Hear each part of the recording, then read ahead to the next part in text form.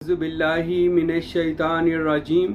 बिस्मिल्लाहिर्रहमानिर्रहीम। आज हम बात करेंगे कि 12 इमाम कौन हैं, इनका मुकाम और मर्तबा क्या है और इनकी ज़ियारत का तरीका क्या है। यानी इनकी ज़ियारत भी हो सकती है, इनकी दावत भी पढ़ी जा सकती है और इनसे मुलाकात भी की जा सकती है। और 12 इमाम का जो मुकाम और मर्तबा सूफिया और औलिया के नज़दीक है वो आज हम इंशाअल्लाह आपको बताएंगे। और सबसे पहले तो अल्लाह का कुरान जो है वो हमारे प्यारे रसूल अहमद मुज्तबा खातिमुल अंबिया हज़रत मोहम्मद मुस्तफ़ा नूर मुजस्सम सल्लल्लाहु अलैहि वसल्लम की ख़ास कर अहले बैत के बारे में अल्लाह का कुरान जो है ये फरमाता है कि इन्नमा युरीदुल्लाहु लियुज़हिबा अन्कुम रिजसा अहलल बैति व युतहिराकुम ततहीरा। ऐ मेरे हबीब के घर वालों, अहले बैत रसूल, अल्लाह तो यही चाहता है कि तुमको हर पलीती से पाक रखे, नजस से पाक रखे, जैसा कि आपको पाक रखने का हक है। यानी कि अहले बैत रसूल से नजस दूर है और अहले बैत रसूल पाक है और पाक लोगों के साथ हैं और पाक लोग ही अहले बैत का जिक्र कर सकते हैं।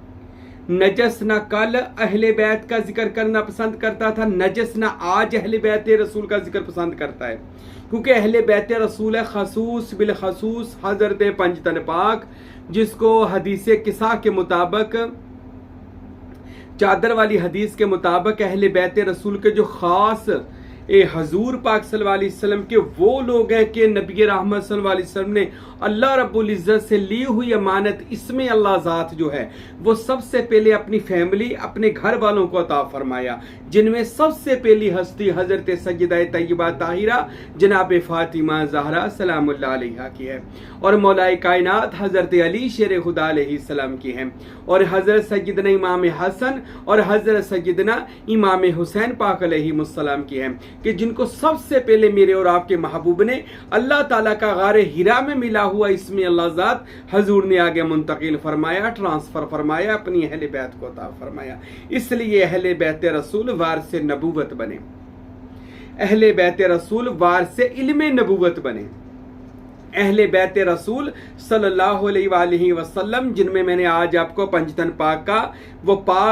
वो बयान कर दिया कि ये वो पाक हस्तियां हैं कि जिनको कुरान ने अहले बैत पाक लोग कहा। और दूसरा हदीस शरीफ में क्या आता है, मेरे और आपके नबी, ये हदीस सकलैन मशहूर है,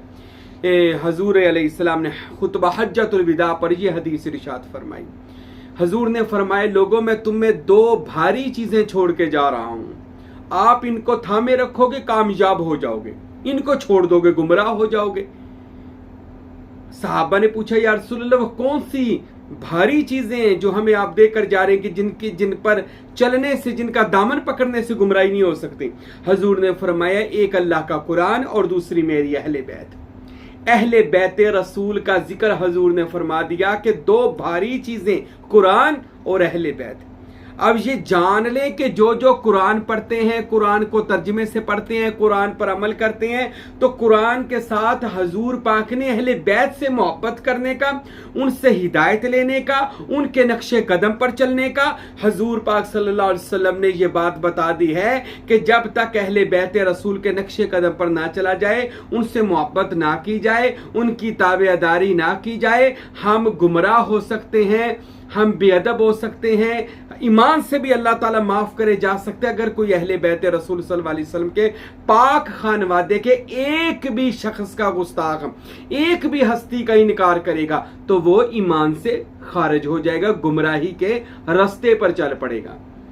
अब हजूर ने फरमाया, एक कुरान और दूसरी मेरी अहले बैत। अब कुरान तो घर घर खोला जाता है, कुरान हर बंदा पढ़ रहा है, हम पढ़ते हैं, आप पढ़ते हैं, तिलावतें करते हैं, लेकिन सदा अफसोस है आज हम अहले बैत रसूल का जिक्र वैसे नहीं करते जैसे करने का हक है। उनका जिक्र ऐसे किया जाए जैसे अल्लाह के रसूल ने कुरान और दूसरे हाथ में अहले बैत का दामन पकड़ने का हुक्म दिया। यानी कि हमें जिक्र करना चाहिए, मोहब्बत करनी चाहिए, इमाम मानना चाहिए हजरत मोहम्मदुर रसूलुल्लाह सल्लल्लाहु अलैहि वसल्लम को, आपकी अहले बैत यानी मौलाए कायनात हजरत अली को और उनकी औलाद पाक से मोहब्बत और उनकी ताबेदारी करनी चाहिए।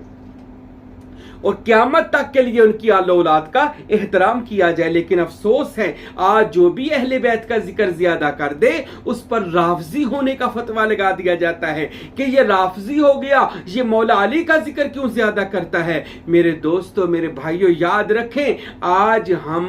ہمیں اللہ کے نبی نے دو چیزوں کا حکم دیا ہے۔ اگر ہم آج کے دور میں اگر کامیاب ہونا چاہتے ہیں ان دو چیزوں کا دامن پکڑ لیں۔ کون سی؟ اللہ کا قرآن اور رسول اللہ کی اہل بیت پنج تن پاک اور ان کی آل پاک، ان کا دامن، اور پھر آل پاک سے ان اولیاء اللہ کا دامن پکڑ لیں جنہوں نے آل پاک سے محبت کی اور ان سے ولایت کی مہر لگوائی، جیسا کہ حضرت یہ جتنے بھی اولیاء اللہ ہیں، داتا علی حجویری ہیں، بابا فرید ہیں، سخی سلطان باہو ہیں، حضرت فقیر نور محمد، حضرت فقیر عبدالحمید سروری قادری اور جتنے دیگر صوفیاء اولیاء اللہ ہیں، ان سب کو مہر غوث پاک پنجتن پاک لگاتے ہیں، 12 امام لگاتے ہیں، اور یہ وہ اہل بیت رسول ہے۔ ان کی فضیلت بیان کرنا تو قرآن و حدیث بھرا پڑا ہے۔ حضور کی بخاری کی حدیث ہے میرے بعد 12 خلفاء ہوں گے، ہدایت یافتہ، علیکم بسنتی و سنت الخلفاء الراشدین والمہدیین، میرے بعد اتباع کرنا ان خلفاء کی جو میرے خلفاء میرے رستے پر ہوں گے، ہدایت کے خلیفہ راشد، ہدایت پانے والے، ہدایت دینے والے۔ اب ہم نے دیکھنا ہے وہ خلیفہ ظاہر ہے یا خلیفہ باطن ہے۔ ہم جب صوفیاء کا نظریہ پڑھتے ہیں، ہم جب اولیاء اللہ کا عقیدہ پڑھتے ہیں، ہم جب تصوف کی کتابوں کو پڑھتے ہیں تو پتہ چلتا ہے رسول کے جانشین جو 12 ہیں، 12 باطنی جانشین جن کا حدیثوں میں بھی ذکر ملتا ہے، وہ حضور کے باطنی علم کے وارث ہیں، وہ حضور کے باطنی مسند کے وارث ہیں، وہ حضور کے علم لدنی، علم معرفت و عرفان کے مالک ہیں۔ اور وہ 12 کون ہیں؟ وہ 12 ہم اہل سنت الجماعت کا یہ عقیدہ ہے، ہم صوفیزم کے ماننے والوں کا عقیدہ ہے۔ وہ مولا علی کے 12 بیٹے ہیں کہ جن کو 12 امام، مولا علی سمیت جن کو 12 امام کہا جاتا ہے۔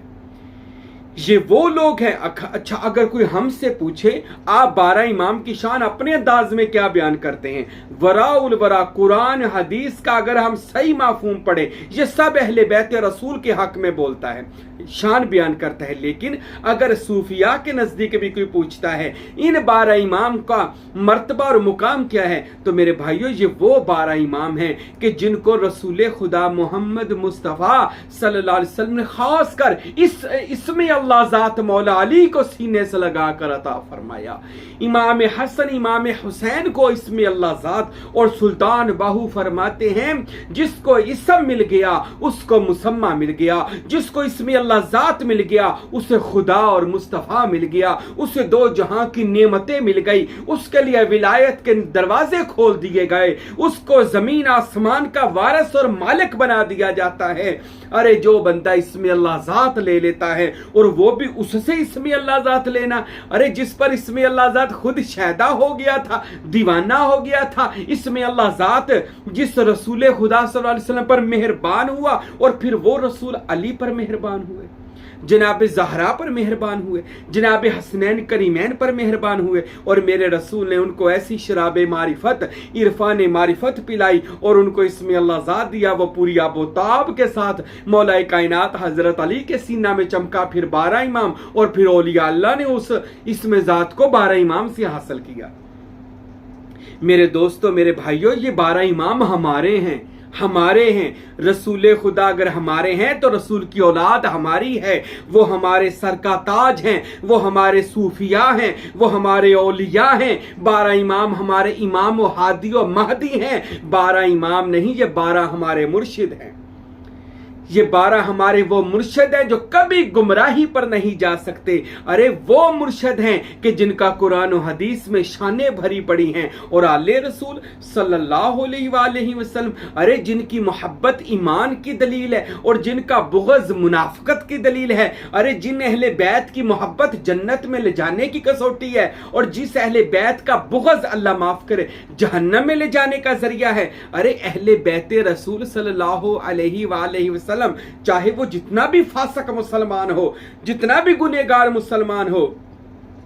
اگر مولا علی اور ان کی اولاد سے محبت کرے گا اللہ اس محبت کے ذریعے اس کی بخشش فرما دے گا. یہ بات یاد رکھے گنہگار سے گنہگار بھی 12 امام علی رسول صلی اللہ علیہ وسلم سے محبت کرے تو بخشش ہو جائے گی. ہاں اگر کوئی بڑا ہی نیکوکار ہے, حاجی ہے, نمازی ہے, غازی ہے, مولوی ہے, عالم ہے, پیر ہے, فاضل ہے, جو بھی ہے, اگر اہل بیت رسول کے کسی بھی فرد کے لیے اس کے منہ سے ہلکی سی بھی بے ادبی نکلی وہ ایمان سے بھی خارج, وہ جنت سے بھی خارج, وہ رسول اللہ کی امت سے بھی خارج, جہنم کا ایندھن بن جائے گا. ارے جو بندہ 12 امام کے اہل بیت رسول کے ایک بھی ہستی سے اگر بغض رکھے گا, یہ رسول اللہ نے فرما دیا ہے, یہ میری بات نہیں ہے, یہ کسی مولوی کی بات نہیں ہے, یہ کسی پیر کی بات نہیں ہے, یہ آپ کی اور میری بات نہیں ہے, ارے یہ کائنات کے رسول کی بات ہے جس کا فیصلہ خدا کا فیصلہ ہے. رسول نے ارشاد فرما دیا, اے لوگو میری اہل بیت سے محبت کرنا اور میرے بعد میری اہل بیت کو مت ستانا نہ میری اہل بیت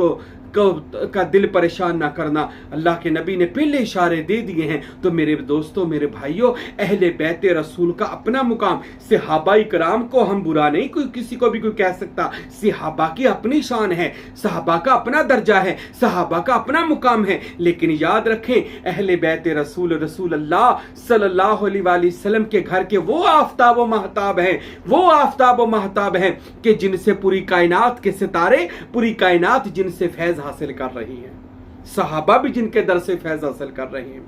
اس لیے تو بخاری میں حضرت ابو بکر صدیق نے فرمایا, اگر آپ اللہ اور اس کے رسول کے خوشنودی حاصل کرنا چاہتے ہیں, رضا حاصل کرنا چاہتے ہیں, تو آل محمد کی رضا میں اللہ کی رضا کو تلاش کرو, یعنی ان کو راضی کرو تو اللہ راضی ہو جائے گا. یہ حضرت ابو بکر کہتے ہیں, یعنی ان کی بھی نجات اہل بیت رسول کی محبت میں ہے. یہ 12 امام ہمارے سر کا تاج ہیں, یہ 12 امام کہہ لیں ہمارے دلوں کی دھڑکن ہے, اور یہ 12 امام صوفیاء کے امام ہیں, اس میں اللہ ذات کے باتاج بادشاہ ہیں. تو آئیے ہم ان 12 امام کے پاک اسماء کا ذکر کرتے ہیں اور ان 12 امام سے محبت. پھر میں بتا دوں 12 امام کی اہل بیت رسول کی محبت ہی ہمیں جنت میں لے جائے گی, یہ یاد رکھنا, کیونکہ اہل بیت رسول حوض کوثر کے وارث ہیں. انہی کے جد امجد یعنی امام حسن امام حسین جنت کے بادشاہ ہیں, اور کوئی نہیں, یہ جنت کے بادشاہ ہیں.